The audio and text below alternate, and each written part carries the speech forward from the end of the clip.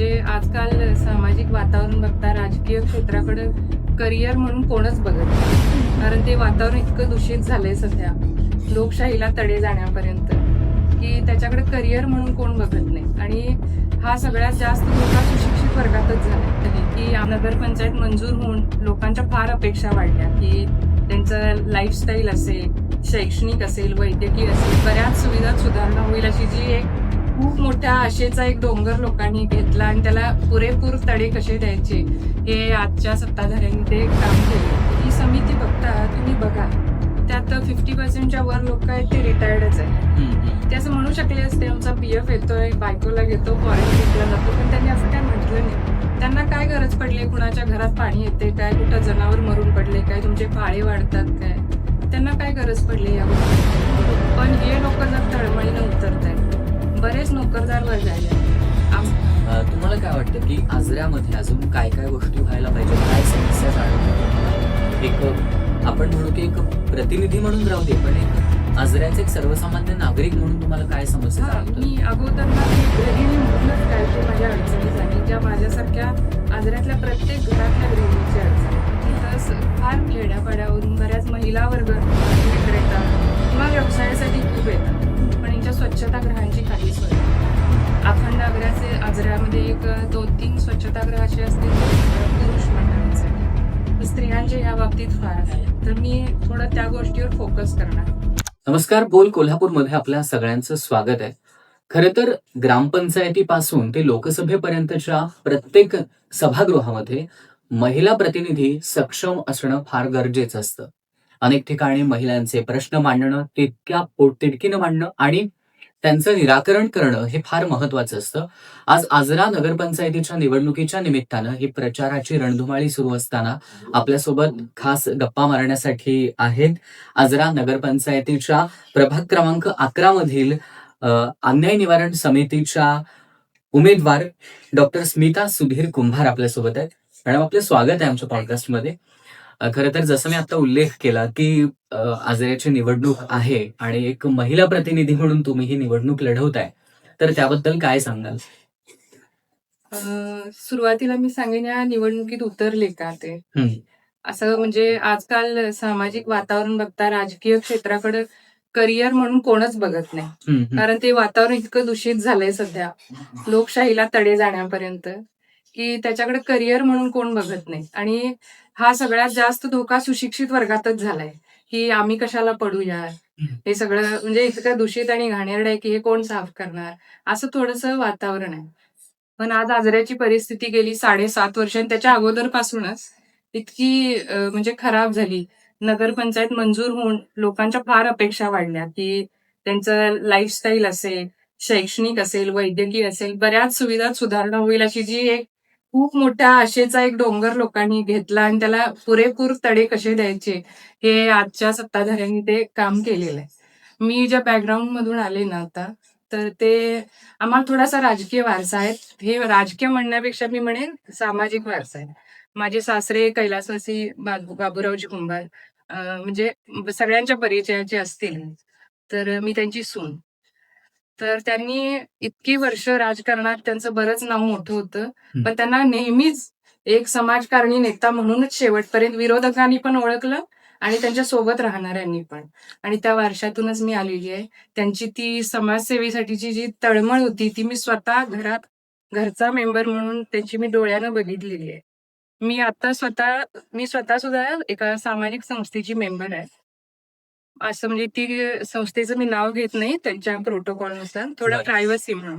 नक्कीच. तर ती संस्था आता वैद्यकीय, शैक्षणिक किंवा ग्रामीण भागात ज्या सुधारणा पाहिजेत, जसं की आता लॅपटॉप नसतात. आपल्या मुलांना शाळेच्या, जिल्हा परिषदेच्या लॅपटॉप, टीव्ही ह्याचं फार लेट येतंय सगळं नॉलेज. तर आम्ही बरोबर. ते संस्था आमची ते सगळं पुरवते आता. तर मी त्याची एक सक्रिय मेंबर आहे. मी महिला दक्षता कमिटीची पण मेंबर आहे.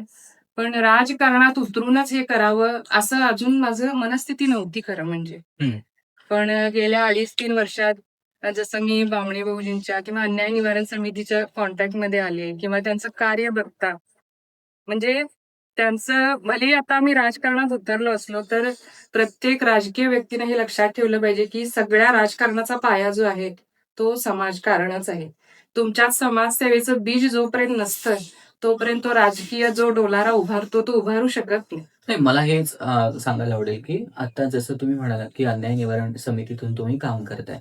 अ, कुठल्याही मला प्रेक्षकांनाही सांगायला आवडेल, की कुठल्याही सामाजिक आपण संस्था म्हणतो अन्याय निवारण समितीला, की जे समाजकार्य करते आणि समाजासाठी काम करत असताना त्याला राजकीय थोडं पाठबळ असणं किंवा राजकीय एक वचक असणं किंवा आपला एखादा प्रतिनिधी नगरपंचायतीमध्ये असणं फार गरजेचं आहे. हां, मग आता तेच झालं, की ही समिती बघता तुम्ही बघाल, त्यात 50% वर लोकं आहेत ते रिटायर्डच आहेत. हं, हं. ते असं म्हणू शकले असते, आमचा पी-एफ येतोय, बायकोला घेतो, फॉरेन ट्रिपला जातो, पण त्यांनी असं काही म्हटलं नाही. त्यांना काय गरज पडली, कुणाच्या घरात पाणी येते काय, कुठं जनावर मरून पडले काय, तुमचे फाळे वाढतात काय, त्यांना काय गरज पडली या गोष्टींची. बरोबर. पण हे लोकं जर तळमळीनं उतरतायत. बरेच नोकरदार वर्ग आहे यात. आमचे अजून एक मेंबर आहेत गौरव देशपांडे. लग्नाला आलेला मुलगा आहे. पण तो मुली बघायचं सोडून का आजऱ्याचं दुरुस्ती करण्याच्या मागे लागलाय. मग हे सगळं बघता माझी सुद्धा ही जबाबदारी आहे. घर, दवाखाना, पेशंट हे सोडून पण माझं समाजासाठी काहीतरी देणं आहे. बरोबर. या एका भावनेसाठी मी सक्रिय सहभाग घेतला या सगळ्यात. आणि मला असं वाटतं, की आजऱ्याची जनता म्हणजे जनता स्वतः सुद्धा कंटाळलेली आहे. जसं आपलं लोकशाहीचं एक ब्रीद आहे. हं. लोकांनी, लोकांकडून, लोकांकरवी, लोकांसाठी चालवलेलं. तसंच आमच्या आघाडीचं झालेलं आहे सध्या. जनतेनं, जनतेसाठी, जनतेकडून बनवलेली आघाडी असं बरोबर. म्हटलात तरी चालेल. नक्कीच. हां. तुम्हाला काय वाटतं, की आजऱ्यामध्ये अजून काय-काय गोष्टी व्हायला पाहिजेत? काय समस्या जाणवतात तुम्हाला? एक आपण म्हणू, की एक प्रतिनिधी म्हणून राहू दे, पण एक आजऱ्याचे एक सर्वसामान्य नागरिक म्हणून तुम्हाला काय समस्या हां, जाणवतात? मी अगोदर ना मी एक गृहिणी म्हणूनच काय ते माझ्या अडचणी सांगेन, ज्या माझ्यासारख्या आजऱ्यातल्या प्रत्येक घरातल्या गृहिणीची अडचण आहे. हं, गेल्या 2.5-3 वर्षात सगळ्यात मोठा प्रश्न झाला तो पाणी. हं. आणि ज्या महिला घरात असतात त्या पण मॅनेज करू शकत होत्या. पण ज्या खरंच सगळं आवरून, मुलं आवरून नोकरीला जाणाऱ्या महिला होत्या. हं. त्यांचा अक्षरशः अर्धा दिवस घरात पाण्याचं नियोजन करण्यात जायचं. बरोबर. आणि सण-वार, एखादी बाई ज्यावेळी घरात असते ना, त्यावेळी तिला पाणी, कचरा वेळेवर जाणं, ह्या गोष्टी फार फ्रस्ट्रेटिंग असतात खरं म्हणजे. अ, ह्या गणपतीच्या अगोदरच्या गणपतीत पण 8 दिवस कचऱ्याची गाडी आली नव्हती. सणावारात सुद्धा सगळ्यांच्या घरात हे कचऱ्याचे घाण वास होते. हे असेल, आता तुम्ही रस्त्यांची तर दुरावस्था बघतायच. एक मेडिको फॅकल्टी म्हणून मी स्वतः इथं पडलं, तिथं पडलं, छोटे-छोटे अपघात. पण त्यातून सुद्धा घर डिस्टर्ब होतं ना लोकांचं. लहान मुलांना श्वसनाचे त्रास असतील. बरं ह्याचं नियोजन नाही. जसं आमचे सर म्हणाले मगाशी. त्याचं व्हिजन नाही, की मी आता काय केलं नाही पाहिजे, नंतर काय केलं पाहिजे, टाईम एक मॅनेजमेंट. प्रायोरिटी असायला हां, कुठल्याही हां. कामात. बरं हे काय एखाद्या वॉर्डपुरतं आहे, एखाद्या रस्त्यापुरतं आहे असं नाही. अख्खा आजरा उकरून ठेवलं. पण बरोबर. त्याचं नियोजन नाही, पुढे त्याचं करायचं काय आहे. तर ह्या गोष्टी म्हणजे फार बेजबाबदारपणाच्या आहेत आणि आता जनता या सगळ्याला कंटाळलेली आहे. त्यामुळे त्यांना आमची आता आघाडी अशी आहे, हं. ज्यात सरांनी सांगितल्याप्रमाणे यात राजकीय अनुभव म्हणजे अगदी क्षुल्लक असेल लोकांना. बरं. तरी सुद्धा लोकांनी आमच्यावर विश्वास ठेवलाय. ह्यातच तुम्ही समजू शकताय, की आता जे सत्ताधारी आहेत, त्यांच्यावरचा अविश्वास, त्यांची ती हारच समजेन मी. हं. की एका अराजकीय आघाडीला जर लोकं इतके सपोर्ट करतायत, तर ती सध्या सत्ताधाऱ्यांची ही हारच मी म्हणते. नक्कीच. हां. आता तुम्ही सांगितलं, की आजऱ्याच्या समस्यांबद्दल तुम्ही बोललात. आता तुम्ही जो प्रभाग क्रमांक 11 मधून तुम्ही निवडणूक लढवताय, त्या प्रभागातल्या कोणत्या समस्या तुम्हाला जाणवतात आणि त्या प्रभागाच्या विकासासाठी तुम्ही काय करणार आहात? अ, हां. तो आता जो माझा प्रभाग आहे, तो प्रभाग क्रमांक 11 आहे. सगळ्यात महत्वाचं म्हणजे आठवडी बाजार जो होतोय, हं, तो आमच्या भागातच होतोय हं, हं. जास्त. मग तिथंच फार खेड्यापाड्यावरून बऱ्याच महिला वर्ग, भाजी विक्रेता किंवा व्यवसायासाठी खूप येतात. हं, पण यांच्या स्वच्छतागृहांची काही सोय नाहीये. हं. अखंड आजऱ्यामध्ये एक 2-3 स्वच्छतागृह असे असतील जे पुरुष मंडळींसाठी आहेत.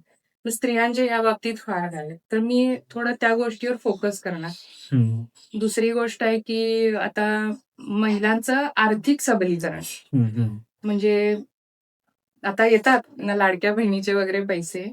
पण शेवटी ती स्वतः कमवायला पाहिजे, स्वतः तिच्या पायावर उभे पाहिजे, ही म्हणजे एक ती भावना मला वाटतं की प्रत्येक गोष्टीसाठी स्त्रीनं आपल्या नवऱ्यावर डिपेंड राहण्यापेक्षा ती स्वतः इंडिपेंडेंट आणि तो एक आत्मविश्वास असतोय त्या प्रत्येक स्त्रीचा, एक आत्मसन्मान असतोय, की मी 2,000 कमवेल, की मी कमवते, ही एक भावना असते. तर त्या महिला आर्थिक सबलीकरणासाठी मी काही योजना जर मंजूर करून आणता येत असतील, त्या ग्रुपमध्ये किंवा इंडिव्हिज्युअली महिलांना देता येत असतील, तर मी त्यासाठी पण प्रयत्न करणार.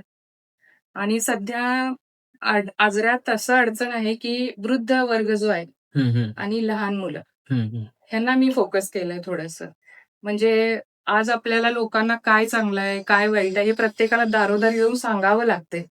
हे सांगावं लागतंय कारण आपले कुठेतरी संस्कार, विचार आता कमी पडायले. मी झालं ते.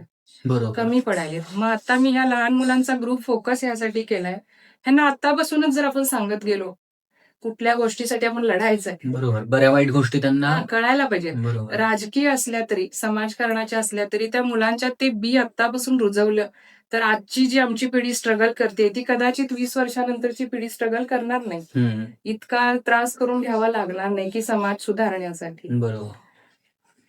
अजून तुम्ही आता सांगितलं, की तुम्ही आजऱ्याच्या विकासासाठी काय करणार किंवा महिलांच्यासाठी तुम्ही सांगितलंत, की स्वच्छतागृह किंवा पाण्याची समस्या, कचऱ्याची समस्या या सगळ्या गोष्टी करत असताना तुम्हाला आजऱ्याच्या जनतेला काय सांगावसं वाटतं? या निवडणुकीच्या माध्यमातून तुम्ही निवडणुकीला सामोरं जाताय, तर मग आजऱ्याच्या जनतेला काय सांगाल? काय संदेश द्याल?